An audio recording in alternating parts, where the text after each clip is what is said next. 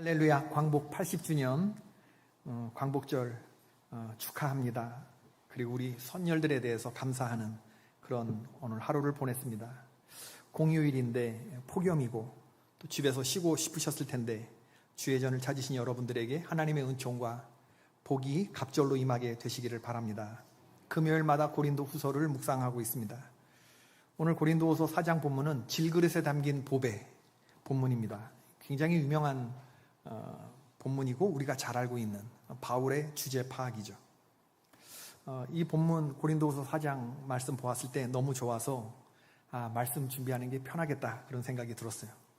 이 본문은 머리로 증거되는 말씀이 아니라 가슴으로 전달되는 것이어야 합니다. 설교자의 고백이 전달되어야 하는 것이죠. 그래서 누구든지 고린도후서 4장을 설교하려고 하는 말씀 사역자들은 먼저 본인부터 이 본문 앞에서 아멘하는 마음이 있어야 되고 이 마음이 회중에게 전달되어야 하는 것이죠. 너는 누구냐? 너는 누구냐? 라고 하나님이 물으실 때 먼저 저는 토기장이의 손에 붙들린 질그릇입니다 라고 하는 이 고백이 먼저 말씀 전하는 사역자들에게 있어야 된다고 하는 거죠.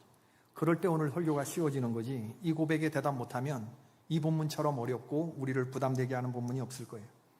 사도 바울의 고백이고 또 저의 고백이기도 하고 이 고백이 여러분의 고백이 될 수 있기를 바랍니다.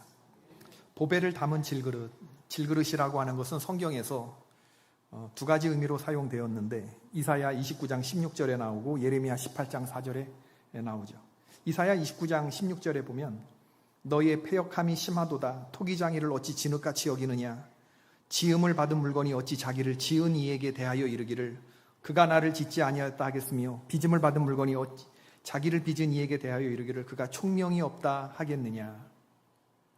이사야가 답답한 이스라엘 백성들에게 하는 말입니다. 하나님이 나를 짓지 않은 게 분명해. 하나님이 나를 지었다 그러면 내가 이 모양 이 꼴일 수 없어. 하나님 도대체 생각이 있는 거야 없는 거야? 하나님 총명이 있는 거야 없는 거야? 빚음을 받은 우리가 빚으신 하나님에게 그렇게 말한다는 거죠. 토기장이를 질그릇이 타박한다는 거예요. 하나님 너무 생각이 없으신 거 아니야? 총명이 없으신 거 아니야? 그분이 나를 지었으면 내가 이 모양 이 꼴이 될 수가 없어. 이런 하나님 잘못이라고 말한다는 거죠. 그런가 하면 예레미야 18장 4절은 진흙으로 만든 그릇이 토기장이의 손에서 터짐에 그가 그것으로 자기 의견에 좋은 대로 다른 그릇을 만들더라. 인생이 질그릇과 같다고 하는 거 두 가지 의미가 있는데, 질그릇, 넌 누구냐? 토기장이 손에 붙들린 질그릇이다 했을 때 두 가지 의미. 하나는 연약하고 깨지기 쉬운 존재라고 하는 거고, 우리의 존재는 전적으로 토기장이의 손에 있다. 하나님의 전적인 주권 안에 있다. 이 두 가지 의미가 있어요. 작고 깨지기 쉬운 연약한 존재다라고 하는 의미가 있고, 하나님의 전적인 주권에 우리가 맡겨져 있다라고 하는 것이죠. 하나님은 죄로 인해서 깨어지기 쉬운 우리를, 예수님이 우리를 보배롭게 만들어 주셨어요.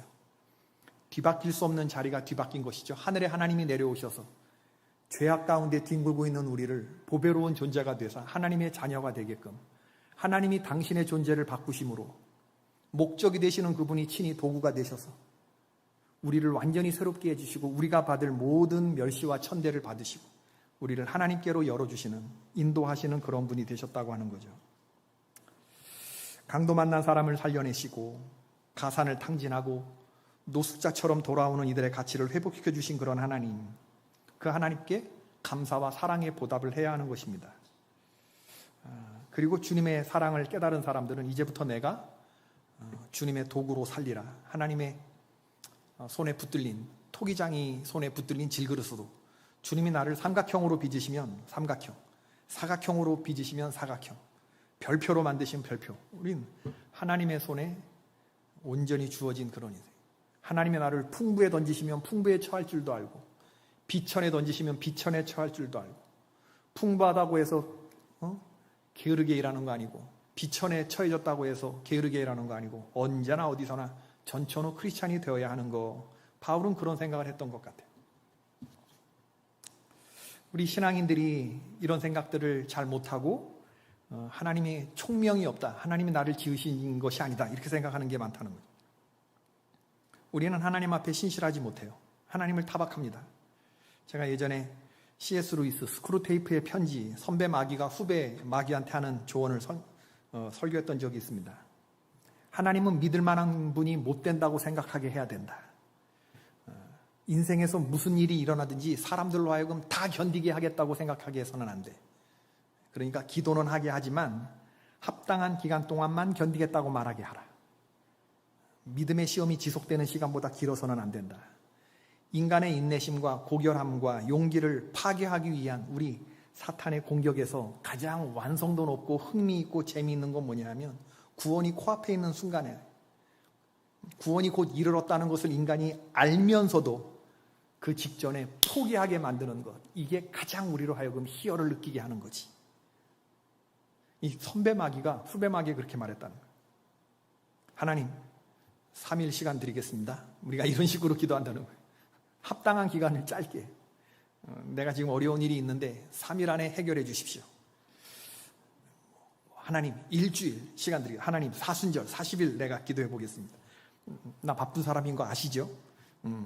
이거 내가 사순절 40일 내가 새벽에 나와서 하는 거네. 이거 대단한 헌신입니다. 조속한 협조 부탁드립니다. 그렇다 내 뜻대로 안 되면 어떻게? 이거 하나님 없는 거 아니야? 이렇게까지 간단 말이죠. 하나님 섭섭한데? 나 지금 상당히 섭섭해요. 내 교회 안 나갈 수도 있어. 이렇게 가다가는 뭐 이런 식으로 협박하는. 우리는 하나님을 혼내는 기도를 해요. 잘못된 패턴의 기도에 빠질 때가 많이 있습니다. 우리가 그런 일 많이 하지 않나요? 부모가 자녀를 키울 때도 진자리 마른 자리 갈아 놓으시고 또 뉘시고 사람 노릇할 때까지 키워주셨는데 이놈의 자식들이 엄마는 식모 취급하고 말이지, 아빠는 돈 벌어오는 기계로 생각하고 기껏 키워놨더니 하는 말이 엄마 아빠가 나한테 해준 게 뭐가 있어? 뭐 이런 얘기를 한단 말이죠. 낳기만 했으면 나야 책임져야지 이러면서 막 애들이 그런단 말이에요. 엄친아가 뭐예요? 엄마 친구 아들, 엄친아만 있는 거 아닙니다. 내 친엄도 있습니다. 내 친구 엄마. 내 친구 엄마는 걔한테 이것도 해주고 저것도 해주고, 이런 녀석들이 세월이 흘러가서 시집가고 장가가고 더도 말고 들도 말고 꼭 지 닮은 것들 나가서 키울러보면 그때 니 나 식모 취급했지, 아빠 돈 벌어오는 기계 취급했지, 삶이 조금 깊어지는 거죠. 엄마 아빠가 당신의 인생의 가장 찬란한 시절에 나를 사랑으로 키우셨구나, 이런 게 깨달아지는 거예요. 아버지가 나 도구적 존재가 되어서 내가 미처 깨닫기 전에 나에게 이렇게 당신의 사랑을, 인생을 쏟아 부으셨구나, 이렇게 깨달아졌을 때 비로소 그때 그들이 깊어지는 것이죠. 하나님께서 우리를 건져주시기 위해서 얼마나 오래전부터 계획하시고 나를 빚어오셨는지 사도 바울이 깨달은 거예요. 내가 전에는 비방자였고 박해자였고 폭행자였는데 갈수록 인생 살면서 나를 부르신 하나님의 은혜가 너무 감사하고, 전도 여행을 할수록 헌신이 깊어지는 게 아니라 하나님이 나에게 그 과정을 통해서 베푸신, 지키시고 보호하시는 은혜가 점점 더 깊어지니까 내 안에 보배가 더 새로워지는 거거든요. 바로 그런 거예요.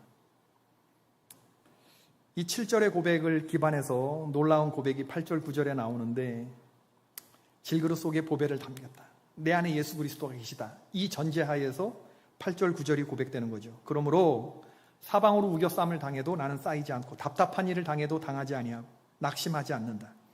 박해를 벌여도 버림받지 않고 거꾸로 들임을 당하여도 망하지 아니한다. 여러분, 고린도후서 4장은요 한마디로 말하면 낙심 컨트롤장입니다. 1절에 우리가 낙심하지 아니하고 라고 하는 단어가 나오죠. 낙심 나오죠.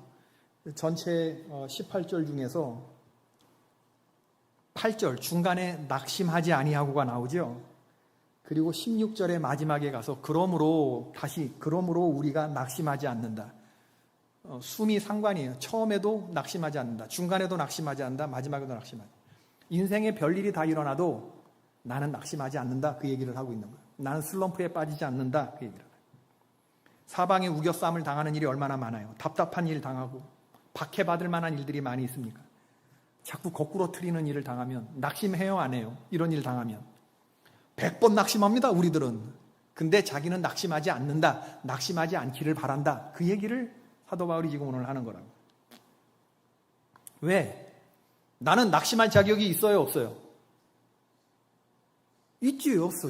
낙심 내가 하는 거지. 이렇게 생각하면요, 아직 오늘 본문 모르는 거예요. 나는 낙심할 자격이 없습니다. 왜?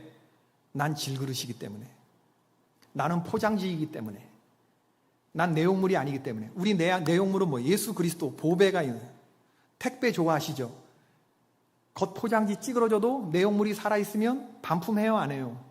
안 하지. 왜? 중요한 건 포장지가 아니니까. 뭐 깨지기 쉬운 거 배달이 됐다 치자. 그 안에 신문지로도 싸고 뽁뽁이로도 감싸고 막 그렇게 해서 배달이 되고 상자에 넣어서 오는데 그런 거 다 버리는 거예요. 내용물만 살아있으면 되는 거예요. 우리는 내용물이 아니다, 그 얘기를 하는 거죠. 우리는 껍데기다. 우리는 질그릇이다. 그릇은 담는 거예요, 먹는 거예요? 먹는 거예요. 그릇은 담는 거지. 그릇을 누가 먹습니까? 그릇은 음식을 담는 거예요. 물건을 담는 거예요. 들어오질 수 있어요, 음식이. 그러나 음식을 먹게끔 하는 거예요. 그 용도에 나는 쓰여지면 되는 거예요. 중요한 건 내용물이지. 왜 나를 꾸기는 거야? 왜 나를 더럽히는 거야? 왜 나를 바닥에 까는 거야? 이러지 않아요. 내가 고난을 당할지라도 나는 구겨지고 나는 더러워지고 나는 뽁뽁이다. 나는 신문지다. 이런 생각. 내용물이신 예수님만 잘 사람들의 마음에 전달되면 나는 어떻게 되든 상관없다.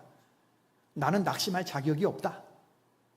나는 주의 종이기 때문에 나는 낙심할 자격이 없다. 이 얘기를 지금 사도 바울이 하고 있습니다. 우리가 항상 예수의 죽음을 몸에 짊어지면 예수의 생명이 또한 우리 몸에 나타내게 하려 함이니라. 엄청난 얘기입니다, 여러분. 4장 10절에. 내가 죽어야만 그리스도 예수의 영광이 온전히 드러난다고 하는 거. 깨트려질 때만 집안을 향기나는 향기로 가득 채우는 깨트려진 옥합으로 주여 나를 써주소서. 눈물 나고 통곡 나는 상황 속에서도 주여 나는 주님의 종입니다라고 하는 고백. 내가 예수의 죽음을 짊어지고 갑니다라는 것은 이미 나를 죽음으로 처리하고 갑니다. 엄청난 고백입니다, 여러분. 엄청난 고백. 이 고백을 넘어서야 하나님의 종이 되는 거예요. 이건 고울이 아니고 스타팅 포인트입니다, 하나님의 사람에겐. 살려고 하는 게 아니에요. 예수 그리스도와 함께 나를 죽음으로 처리해야 그분과 동행할 수 있어요. 왜냐하면 주님이 그 십자가의 길을 가시기 때문에. 눈물 나고 통곡 나는 그런 상황 속에서 그때 드려지는 믿음. 하나님이 그 순간에 아주 우리의 신앙을 귀하게 보이는 건데. 제가 오늘 말씀 준비하면서 알게 된 귀한 간증이 있어요. 6.25 전쟁 이후에 가난하고 어려웠던 시절에 소년이 있었는데 이 소년의 아버지가 머슴이었어요. 아버지 말씀하시기를 공부는 삐쩍 마르고 힘없는 사람들이나 하는 거지 우리처럼 힘 좋은 사람들은 일을 해야 마땅하다. 그러면서 아들을 중학교에 입학시키지 않았어요. 책가방 대신에 어깨에 무거운 지게를 지게 했습니다. 공부가 너무 하고 싶었던 소년은 후배에게 건네들은 목포 유다론이라고 하는 고아원을 찾아가면 그러면 거기서 공부시켜준다고 그래서 그 목포 유다론을 찾아가려고 버스에 올라갔는데 버스비가 없이 탔다가 운전사한테 아주 죽기 일보 직전까지 얻어맞습니다. 그때가 아마 그런 시절이었나 봐요. 욕도 얻어먹으면서. 그렇게 찾아갔던 고아원인데 가족이 있으면 받아들일 수 없다고 하는 이야기 듣고 고하도에 있는 시설도 찾아갔지만 마찬가지였고 고아원에 들어가서라도 나는 공부하리라 생각했더니 소년 결심 무너졌고 다시 책가방 대신에 지게를 짊어지고 그리고 공부를 해야 했는데 동네에서 여름 성경학교 열렸다고 그래서 친구가 가자 그래서 갔는데 그 여름 성경학교 때 편성했을 때 그 선생님이 광주에서 간호대학을 다니던 여선생님이었대요. 그 여선생님이 대학을 다니는 것을 보면서 여성도 배우면 저렇게 큰 일을 하는데 저 선생님 참 좋겠다. 그런 생각을 초등학생이 했던 거예요. 선생님의 팔자가 부럽고 자신의 가난한 형편이 낙심이 되고 그의 여름 성경학교 때 얼마나 울었는지 모른대요. 두 눈이 퉁퉁 붓도록 자신의 신세를 한탄하며 통곡하며 울었대요. 그리고 자기에게 간절히 배움의 길을 달라고 하나님께 기도를 하고 그 간절함을 종이에 써서 편지로 썼대요. 공부하고 싶은 갈증이 나서 못 견디겠습니다. 굶어도 좋고 머슴살이를 해도 좋습니다. 제게 공부할 길을 열어주십시오. 이렇게 눈물로 쓴 편지를 쓰고 이걸 어디에 붙여야 될지 몰라서 우표도 살 돈이 없으니 하나님 전 상서 이렇게 써서 그냥 우체통에 넣은 거야. 편지가 우체국 직원이 수거를 할 때 손에 건네지지 않았겠습니까? 그런데 주소가 하나님 전 상서야. 주소가 쓰여지지 않은 이 편물을 어떻게 처리해야 할지 난감해하던 직원이 편지를 우체국장에게 가져다 줬죠. 우체국장은 해남읍 교회 성도님이었습니다. 우체국 직원은 해남읍 교회 성도였고 이걸 우체국장에 뒀는데 우체국장은 자기 다니는 교회 담임 목사님에게 해남읍 교회 이준묵 목사님에게 편지를 전달했죠. 편지를 받아본 이준묵 목사님은 당시 사회봉사부장 김찬원 장로를 소년에게 보냈어요. 그리고 1956년 3월 6일 소년은 계곡면 사정마을에서 해남읍으로 오는 버스에 몸을 실었습니다. 소년의 꿈이 열리는 날이었죠. 소년은 등대원에서 생활하고 해남구 등대원이라고 하는 것이 아동 양육시설, 고아원 같은 그런 시설인데 아동 양육시설에서 공부를 하고 고등학교까지 졸업하고 전남 의대에 합격합니다. 그래서 의사가 되겠는데 아프리카에서 병든 흑인들을 무료로 치료해주는 슈바이처 박사 같은 좋은 의사가 되기 위해서는 내가 먼저 신학을 해야 되겠다. 하나님의 은혜가 너무 감사해서 그리고 한국신학대학을 들어가게 되는데 수석으로 입학하죠. 하나님 전상서 이걸 우체통에다 그냥 놓은 이 소년이 스위스 바젤 대학 유학한 후에 한신대 총장이 되시는 이분이 오영석 박사님 얘기를 하는 겁니다. 오영석 목사님, 한국신학대학 총장님. 자신이 몸담고 있던 70년 전에 바로 그 해남 등대원 70주년을 재작년에 이 해남 등대원이 70주년 행사였던 모양인데 이 오영석 총장님이 오늘 이 고린도서 4장의 질그릇에 담긴 보화 이 본문을 가지고 설교를 하셨더라고요. 제가 오늘 인터넷 검색을 하면서 찾아낸 예화입니다. 오늘 본문으로 기사 단신으로 이렇게 났어요. 해남 등대원의 오영석 총장이 고린도서 4장 말씀 질그릇에 담긴 보화를 가지고 거기 시설에 있는 아이들에게 우리는 질그릇이다. 우리는 보배를 담고 있다. 이런 용기의 말씀을 줬던 거더라고요. 여러분, 오늘 이 말씀을 이렇게 보면서 또 오영석 총장님 이걸 보다 보니까 우리 교회에도 그런 아이가 하나 있었어요. 우리 교회 학교에. 전대영이라는 애가 있었어요. 그래서 제가 전대영 캠 풀 때마다 전대영 할머니 손에서 키움받고 있는데 할머니가 아파지고 얘 지금 고아원에 가 있는데 아동부 예배 드릴 때마다 일어나서 예배 드렸던 아이입니다. 손 들고 아동부 아이가 대영이가 자기 신학교 가서 찬양 사역자가 되는 게 자기 꿈이라고 말했던 목사 되겠다고 말했던 아이예요. 내가 얼마나 축복이 되든지. 나 한번 고아원에 있다가 우리 교회를 한번 온 적이 있는데 구본영 전사가 와갖고 목사님 기도해 주라고 왔다고 기도해 달라고 기도하면서 구본영 전사도 울고 나도 마음이 찡해지고 그랬더니 전대영 오늘 대영이가 또 생각이 나더라고. 우리가 인생이 평안하게 진행되기를 바라지만 하나님이 우리를 시온의 대로를 걷게 하실지 사망의 음침한 골짜기를 걷게 하실지 그건 우리의 소관이 아니에요. 그건 하나님께 맡겨진 것입니다. 내가 결정할 수 있는 건 나를 어디로 인도하실지 시온으로 인도하실지 사망의 음침한 골짜기로 인도하실지 이분을 내가 신뢰하고 따를지 말지를 내가 결정할 수 있는 거예요. 길은 내가 이 주님과 동행할지 말지를 내가 의지적인 나의 의지로 결정할 수 있습니다. 진짜 하나님의 백성들은 주님이 나를 어디로 인도하시든지 나를 죽음으로 처리하고 주님께 맡기는 거예요. 주님이 나를 쉴만한 물가 푸른 초장으로 인도해 주시는 거 땡큐지요. 그러나 그 다음 구절 사망의 음침한 골짜기로 다니 Oh no 우리 이렇게 된단 말이에요. 여러분 사망의 음침한 골짜기는 내가 간 게 아니라 주님이 인도하신 길입니다. 그렇게 생각하는 거예요. 주님이 나를 그 길로 인도해. 왜?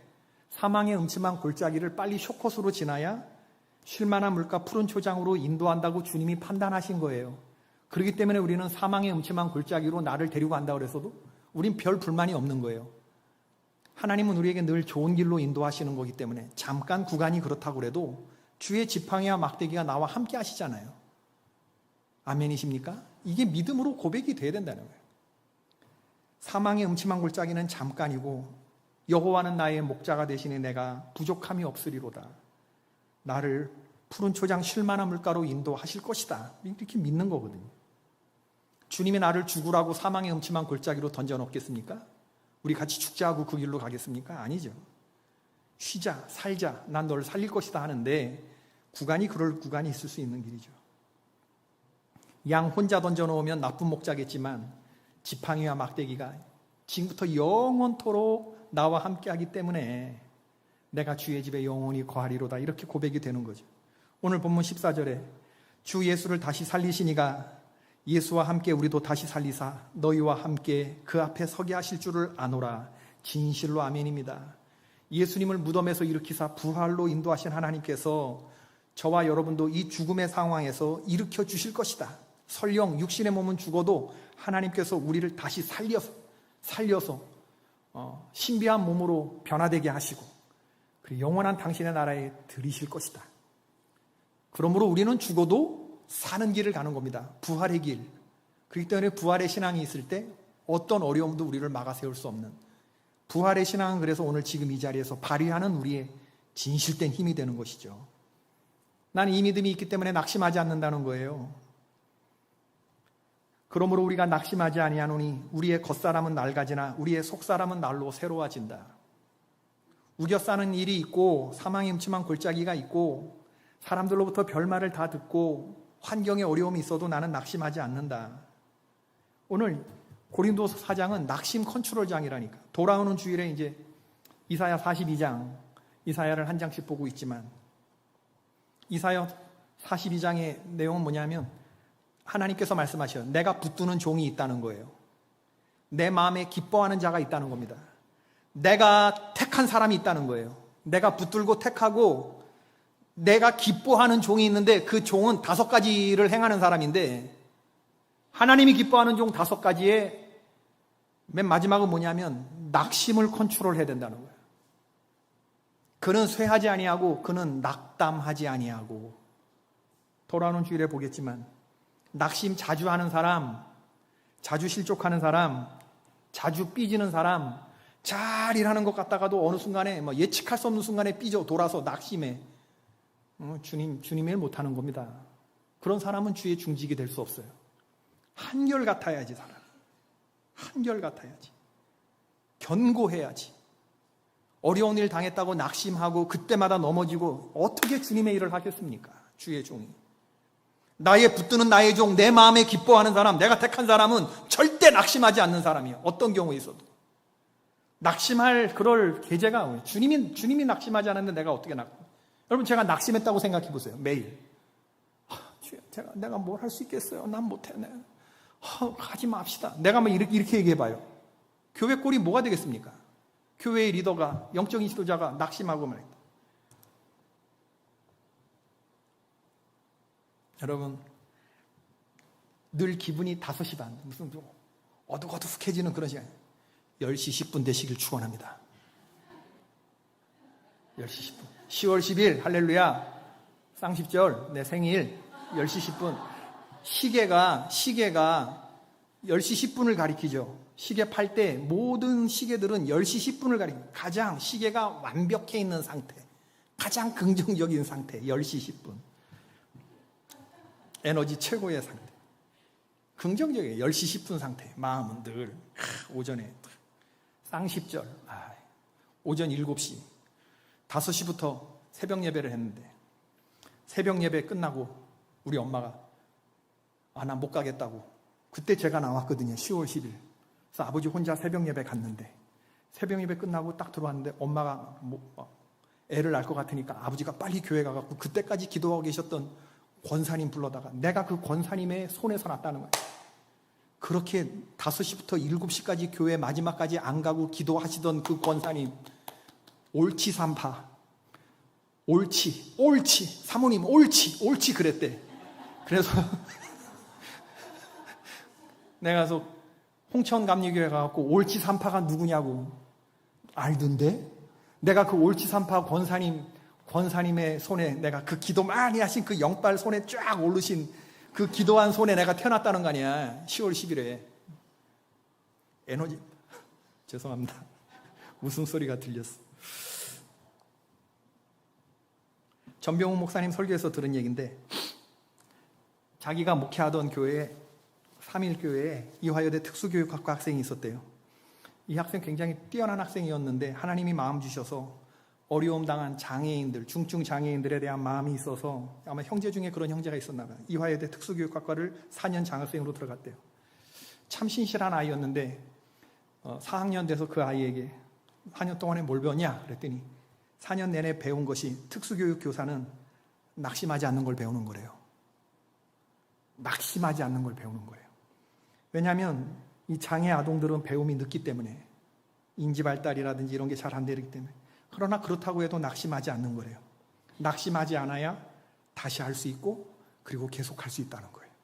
자기는 4년 동안 낙심하지 않는 것, 그게 특수교육 교사들이 가져야 할 가장 중요한 품성이라는 걸 알았다는 거예요. 이야, 이미 그 교육을 가는 학생들도 대단하지만 그걸 깨달았다는 20대 초반에 너무 대단한 거 아닙니까? 낙심하지 않는 사람은 정말 좋은 사람입니다, 여러분. 낙심하지 않기를 주의 이름으로 축원합니다. 낙심하지 않아야 우리가 자녀들을 보면서 낙심해 봐봐요. 부모가 낙심해 봐요. 내 새끼를 보면서 낙심해 봐. 걔 끝나는 겁니다. 낙심하지 않아야 다시 할 수 있고 계속할 수 있다. 아멘이십니까? 여기에 대해 소망을 가지고 계속할 수 있는 거예요. 우리의 겉사람은 낡아지고 우리의 속사람은 그리스도를 닮아가고 하나님과 친밀해지는 것, 너무 중요한 얘기죠. 우리의 잠시 받는 환난에 경한 것이 지극히 크고 영원한 영광에 중한 것을 우리에게 이루게 함이니 우리가 주목하는 것은 보이는 것이요 보이지 않는 것이니 보이는 것은 잠깐이요 보이지 않는 것은 영원함이라. 17절 18절의 말씀이 너무 은혜가 돼요. 죽임까지 당할 수 있기까지 한 고난, 죽음이라고 하는 고난까지도 나한테는 가벼운 거라고 말해요. 영광이라고 하는 히브리어 단어 카보드라고 하는 건데, 카보드라고 하는 건 무겁다, 무게, 그런 뜻이에요. 명쾌한 이야기죠. 하나님 앞에서 나는 영광, 그 영광이 더 무거운 거기 하기 때문에 고난? 이건 가벼운 거야. 그러나 이걸 잘 견디고 난 다음엔 카보드가 있어. 카보드가 무게로 달리는 게 있어. 난 그래서 이 고난을 기꺼이 테이크한다. 왜? 고난 너머에 무게가 있는 게 있어. 카보드가 있어. 왜 운동선수들이 지옥 훈련을 합니까? 승리를 얻기 위해서입니다. 왜 군인들이 지옥주 훈련을 합니까? 전쟁에서 승리하기 때문에 그렇습니다. 왜 성도들이 지옥 훈련을 견딥니까? 영원한 천국에서 승리의 삶을 누리기 위해서입니다. 잠깐 앞에 있는 십자가의 고난을 견디는 거예요. 그 너머에 영광이 있음을 알기 때문에 그런 거죠. 고난이 와요. 사람들로부터 부침이 있죠. 나를 모르고 막 모함하는 사람들이, 사람 부침이 제일 고통스러운 건데, 그럴 때 마음을 복되게 간직해. 저 사람이 지금 이 세상의 신이 믿지 아니하는 자들의 마음을 혼미케 하여 그리스도 영광의 복음의 광채가 비춰지지 않게 했구나. 그렇게 마음을 간직하는 거예요. 4절에, 오늘 고린도서 4장 4절의 말씀처럼 저 사람이 아직 몰라서 그렇구나. 그리스도의 영광이 가리워져서 저 사람이 지금 혼미한 상태에 있구나. 그러면 괜찮아져. 성경에 보면 요 얘기는 하지 마. 하여튼 우리는 질그릇인데 우리의 주인은 토기장이신데 우리는 사람 상대하는 사람이 아니고 우리는 하나님 상대하는 사람들입니다. 하나님 상대하는 사람. 아멘이십니까? 제가 몇 주 전에 다윗이 도망하던 시절에 그일라 사람들을 도와줬는데 그일라 사람들이 사울왕에게 다윗을 하나님 이 사람들이 넘겨주겠습니까? 그랬더니 하나님이 뭐라고 대답했다고 그랬어요? 넘겨줄 거다. 그러니까 다윗이 그 하나님의 소리를 듣고 그일라를 도망을 가죠. 속상한 얘기입니다. 목숨 걸고 도와준 사람들이 은택을 입고 나를 다시 그렇게 배은망덕하게 넘겨? 인간적인 생각으로 보면 그일라 사람들을 그냥 싹 다 정리할 수 있었어. 다윗이요, 여러분. 성경 보면 알지만 그렇게 권장할 만한 인물이 아닙니다. 그의 인생에서 하나님이라고 하는 것을 싹 제해버리면요, 잔인하기 짝이 없는, 그저 음악적 재능을 조금 가지고 있었을 뿐인 폭군. 다윗이 그런 사람이었던 거예요. 전쟁 귀신, 그런 정도인. 하나님의 은혜가 그를 눌렀기 때문에 그가 그렇게 아름다워진 거지. 하나님을 제거하고 보면 다윗이 나발의 가족들을 전부 다 칼을 차고 싹 다 쓸어버리려고 했다는 거 아시죠? 자기가 도움을 준 나발, 양, 목축업자였는데 그 음식 건포도 몇 동이 좀 달라고 그러는데 요즘은 개나 소나 다 제 주인의 품에서 뛰쳐나간다고 먹을 거 달라고 갔는데 자기가 가드 역할을 해줬는데 보호군 역할을 해줬는데 이게 인신모독까지 들었으니 음식 못 얻으면 더 화가 났잖아. 다 칼을 차라. 우리 다 작살내자. 나발을. 그랬던 사람이란 말이에요. 그랬던 다윗이 광야를 지나면서 마음을 복되게 간직하면서 다윗이 기도하면서 그일라에서 도망칩니다. 사람들 사이에서 나와 이 사람들 사이에서 험한 꼴 벌어지기 전에 먼저 하나님께 기도해보고 하나님께 응답 듣고 그 자리를 떠요. 억울하고 화나고 할 말 많지만 하지 않습니다. 할 말은 많지만 하지 않는다. 사람이 말하면 억울해요. 그러나 하나님이 말씀하시면 억울하지 않아요. 그들이 너를 넘겨줄 거야. 그러니 험한 꼴 보기 전에 도망가. 그러면 그일라 사람들, 사람은 원래 그런 거지. 이 세상의 신이 믿지 아니하는 자들의 마음을 혼미하게 하여 그리스도 영광의 복음의 광채가 비치지 못하게 한 거지. 제가 세컨메사에서 내가 지은, 진짜 피땀 흘려서 지은 세컨메사 슝고포비 교회를 놓고 그리고 나왔을 때 저와 제 아내를 붙잡아줬던 말씀이 이겁니다. 성도들하고 전투를 벌이지 않고 그냥 나왔던 거. 이들이 아직 영안이 어려서 어두워져서 그런 거지. 그리고 아무 말 안 하고 그냥 그 돈 들어가고 그랬던 거 다 선교지에 그대로 놓고 나왔는데 지나고 보면 하나님이 그렇게 하지 않으면 거길 못 떠나게 하요. 호피 마을의 가장 큰 교회를 담임하게 하시고 더 큰 선교 2라운드를 준비하시는 하나님의 나를 흔드시라는 거라는 거를 난 그때 몰랐어요.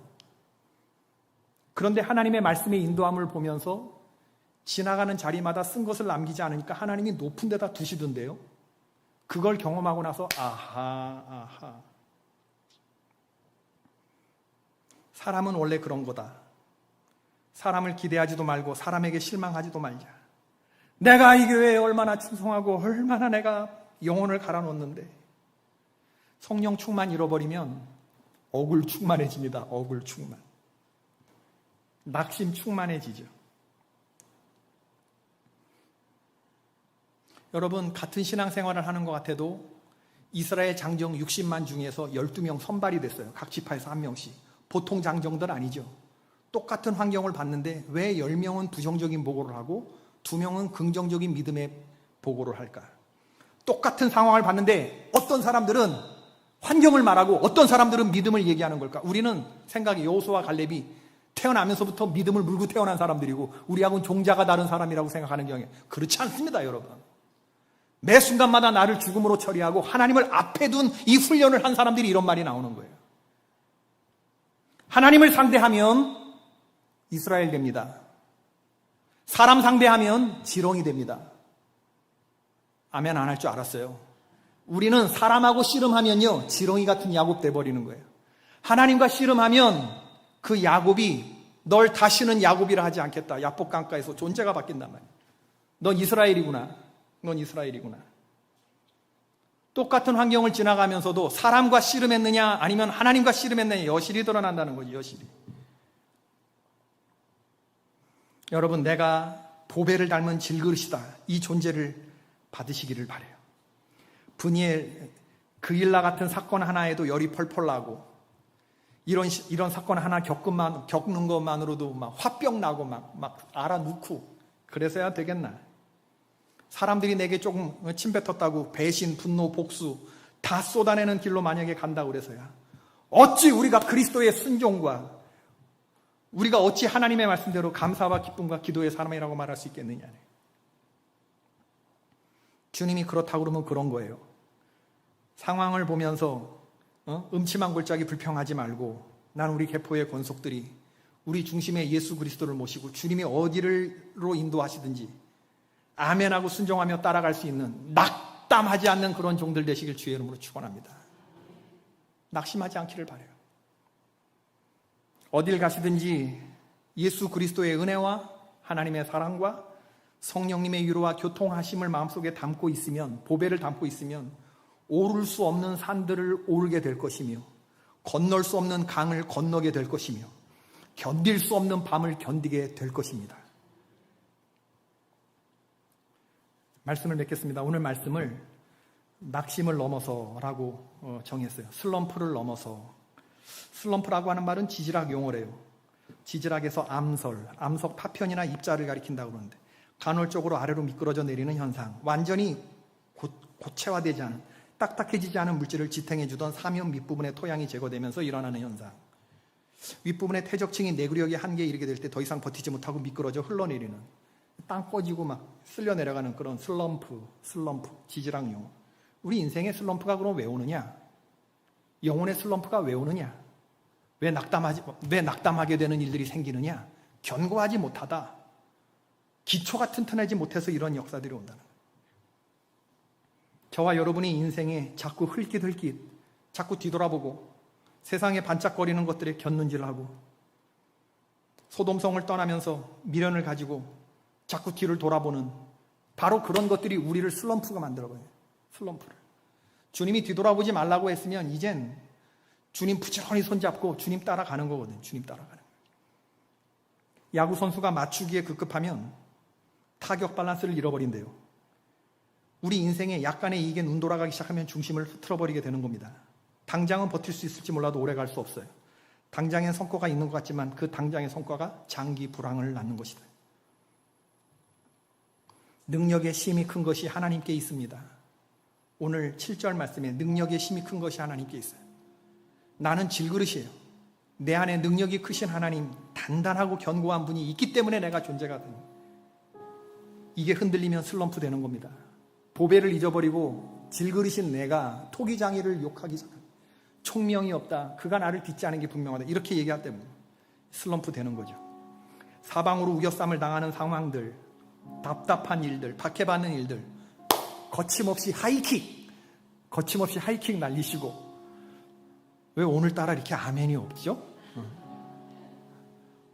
왜 오늘따라 이렇게 사람들이 얼마 없어서 그런가? 너무 차분해지는 것 같은데. 사방으로 우겨쌈을 당하는 환경이 있고 그런 환경에 대해서 믿음의 발길질을 해대기를 바라고 능력의 힘이 큰 것이 하나님께 있으니 그 하나님을 바라보면서 사람과 씨름하지 아니하고 하나님과 씨름하면서 점점 우리가 지렁이 돼가는 거 아니라 뭐가 돼가요? 이스라엘 돼가는 거. 이스라엘. 점점 더 존귀한 하나님의 백성이 되어가는 것입니다. 오늘 고린도서 4장은 그래서 우리의 고백이 되어야 된다니까. 사도 바울의 고백이었어요. 나는 nothing, 주님 everything. 보배가 다 보배. 그래서 나는 낙심할 권리가 내게 없다. 나는 슬럼프에 빠질 권리가 내게 없다. 나의 무조건 대답은 예스입니다. 주님이 가란 대로 나는 갑니다.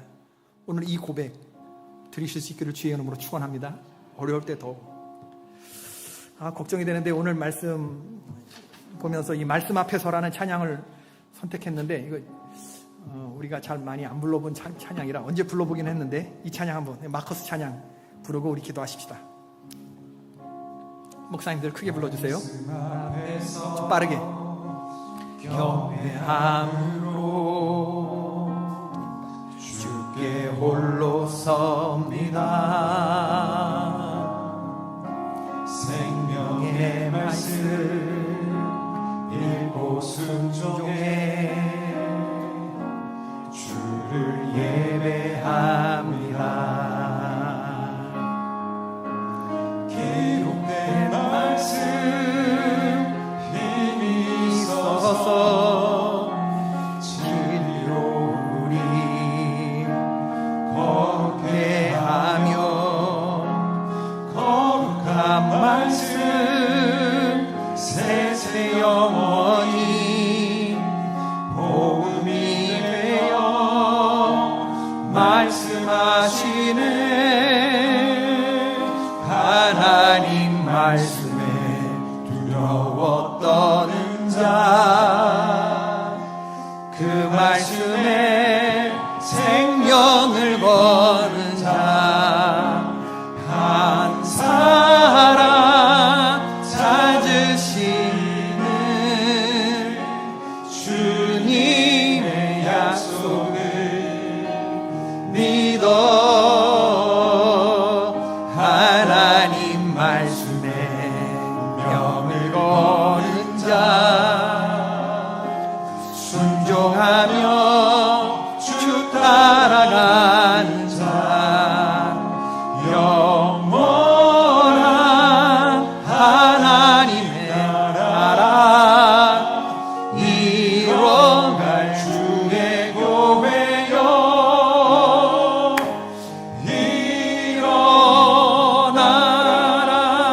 다시 한번.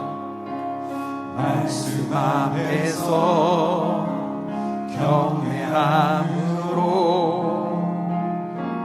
주께 홀로 섭니다. 생명의 말씀 일곱 순종에 주를 예배합니다. 기록된 말씀 힘이 있어서 진리로 우리 거룩해 하며 거룩한 말씀 세세 영원히 복음이 되어 말씀하시네. 하나님 말씀에 두려워 떠는 자, 그 말씀에 생명을 거는 자, 한 사람 찾으시는 주님의 약속을 믿어. 하나님 말씀에 두려워 떠는 자, 순종하며 주 따라가는 자, 영원한 하나님 나라 이뤄갈 주의 교회요 일어나라.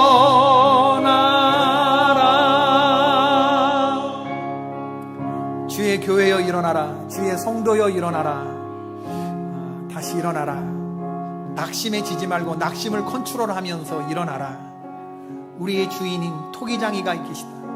그 토기장이가 나를, 목적 되시는 그분이 도구가 되어 이 땅에 오셔서 도구인 나를 목적되게 하시고 나를, 당신을 따라오라고 말씀하시는 귀한 사명을 맡겨주셨는데, 사람에게 치임받고 사방에 우겨쌈 일을 당할 때 넘어지고 거꾸로 트림을 당할 때 하나님 원망하고, 이렇게 자주 실족하는, 낙심 잘하고 삐지기 잘하고 실족하게 잘하는 그런 성도 아니라, 주님 우리에게 바라시는 성도, 한결같은 성도. 아멘이십니까? 한결같은, 주여 한결같은 성도 되게 하여 주시옵소서. 견고한 사람 되게 하여 주시옵소서. 남들 다 곤비하여 넘어질 때 독수의 날개치며 일어나는 하나님의 종이 되게 하여 주시옵소서. 주의 교회여 일어나라. 주의 교회여 일어나라.